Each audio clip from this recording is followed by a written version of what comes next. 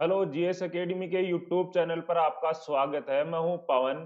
तो आज बिना देरी के हुए करंट जीके स्टार्ट करते हैं। आज का हमारा करंट का पहला क्वेश्चन है, वो है होंडा मोटर कंपनी के सीईओ ताके हीरो के पद छोड़ने के बाद उनका स्थान कौन लेगा? तो कौन लेगा? तोशी हीरो मीबे। तो होंडा मोटर कंपनी के नए सीईओ कौन होंगे? तोशी हीरो मीबे। अगला, हाल ही में किस देश की सुप्रीम कोर्ट ने आर्टिफिशियल इंटेलिजेंस पर आधारित अनुवाद सॉफ्टवेयर अमरवंशा लॉन्च किया है? तो किस देश की सुप्रीम कोर्ट ने लॉन्च किया है? बांग्लादेश की सुप्रीम कोर्ट ने लॉन्च किया है। जो बांग्लादेश की सुप्रीम कोर्ट है, उनके जो आदेश है वो अंग्रेजी से बांग्ला में ट्रांसलेट करने के लिए एक सॉफ्टवेयर लॉन्च किया है, अमरवंशा। तो अमरवंशा को बनाया किसने है? वो बनाया है एक स्टेप फाउंडेशन ने, और वो कहां की कंपनी है? भारत की कंपनी है। तो अमरवंशा किस देश का अनुवादक सॉफ्टवेयर है? बांग्लादेश का। तो बांग्लादेश की राजधानी क्या है? ढाका। बांग्लादेश की राजधानी क्या है? ढाका। और वहां का मुख्यमंत्री कौन है? पीएम कौन, सॉरी, वहां का प्रधानमंत्री कौन है?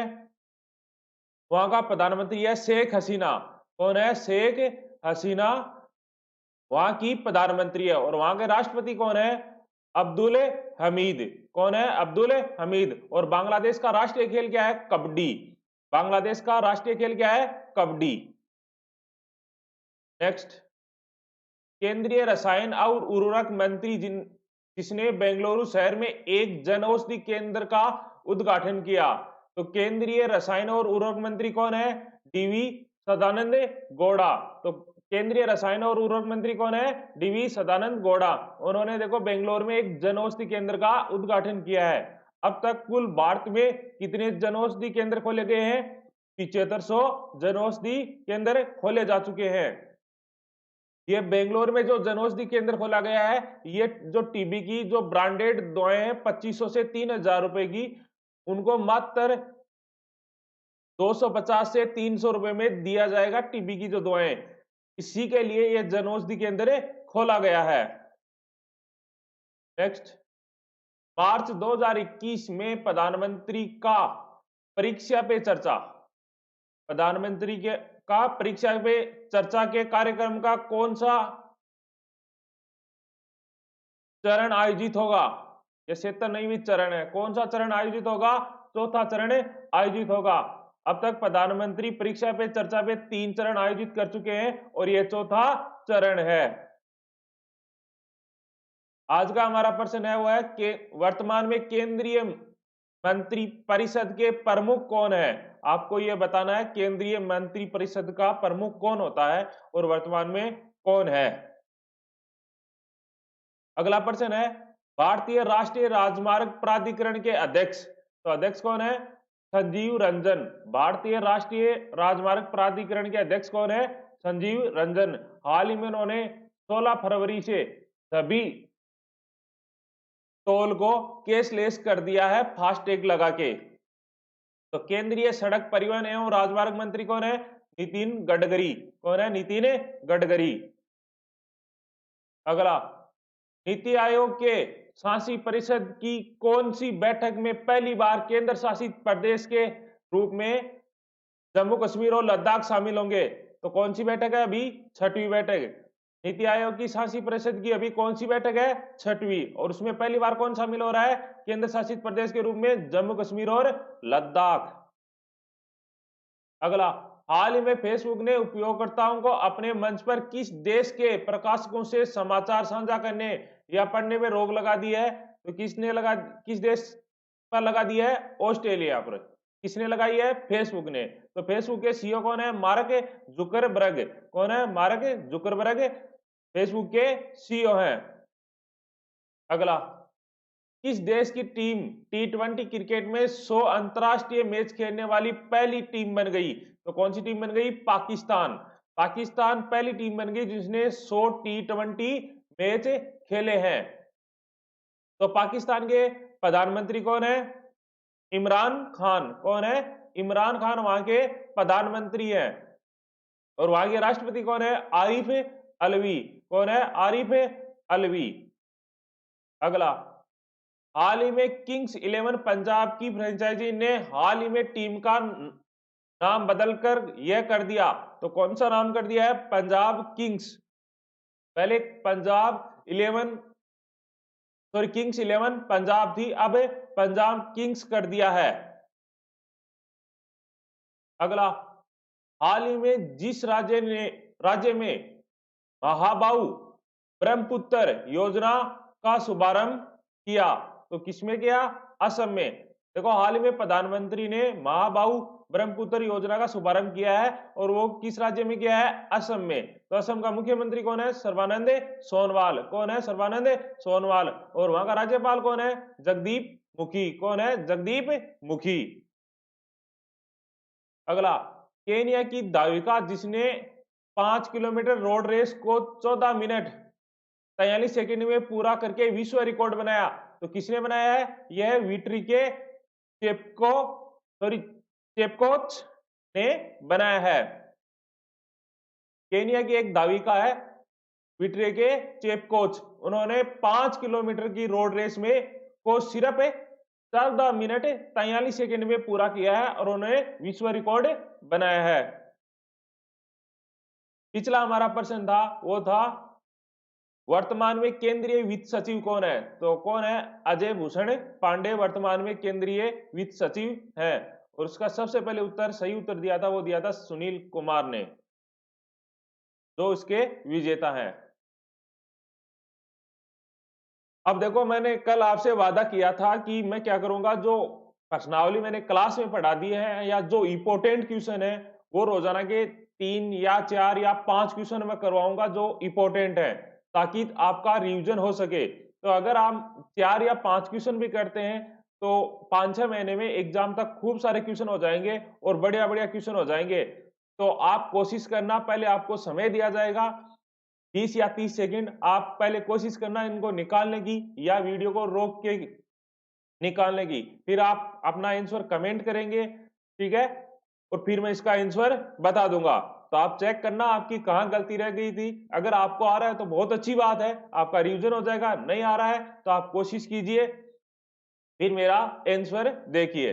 देखो, पहला है हमारा, वो है एक बैंक में अधिकारी तथा क्लर्क की संख्या का अनुपात 3:31 है।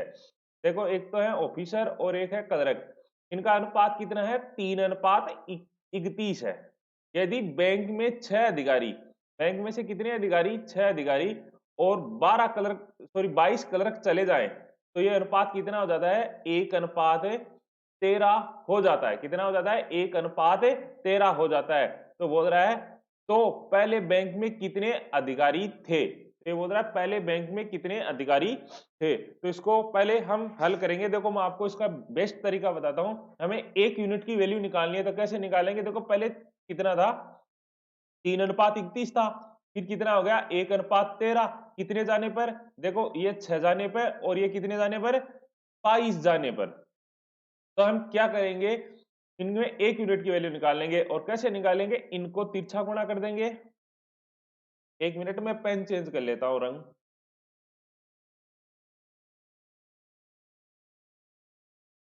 इनको तिरछा गुणा कर देंगे और फिर इनको तिरछा गुणा कर देंगे, हम 1 यूनिट की वैल्यू निकाल लेंगे। तो ये तो यूनिटें हैं, अनुपात है, और ये रियल है।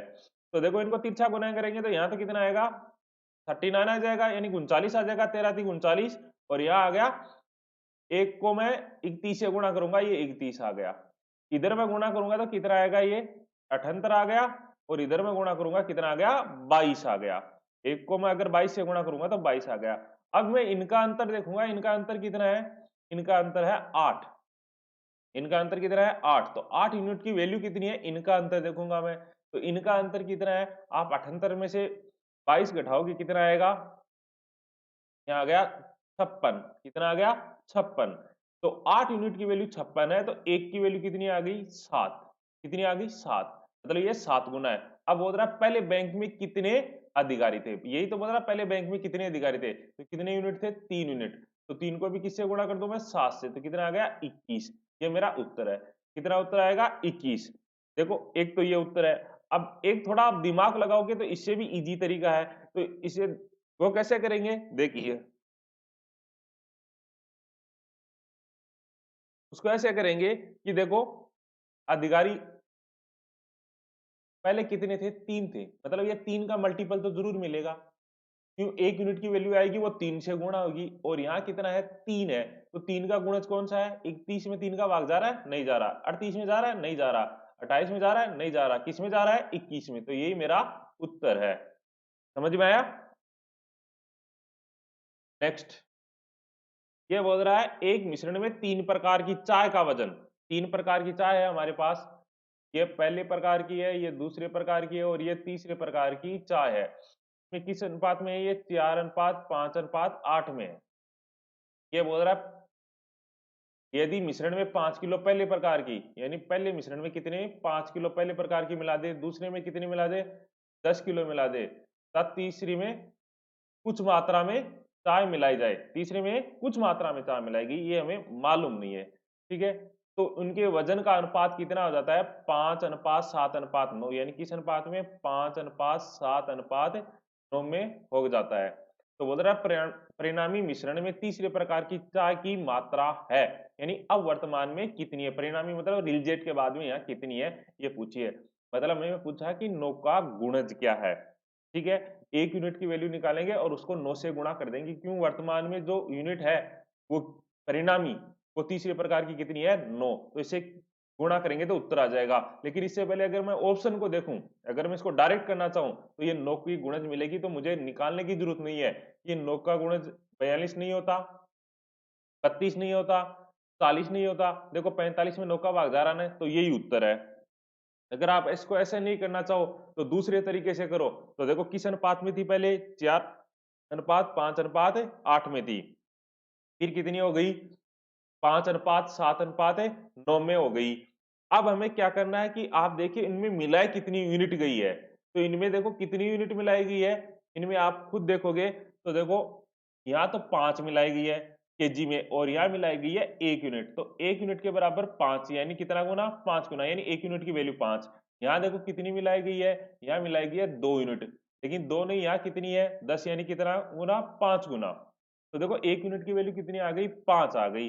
तो ये भी कितनी आएगी? 1 यूनिट की वैल्यू 5। तो इसको भी मैं किससे गुणा कर दूंगा? 5 से। तो कितना आ जाएगा? 45 केजी। ये मेरा आंसर है। समझ में आया?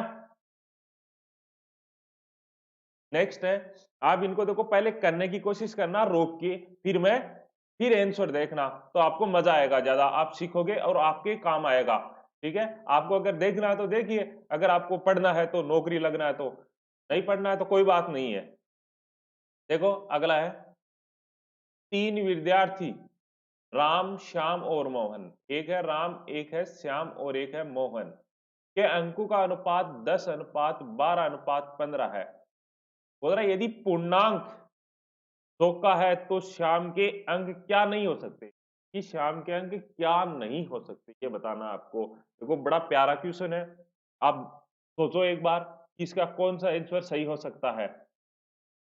एक बार के लिए सोचो आप, कुछ समय के लिए।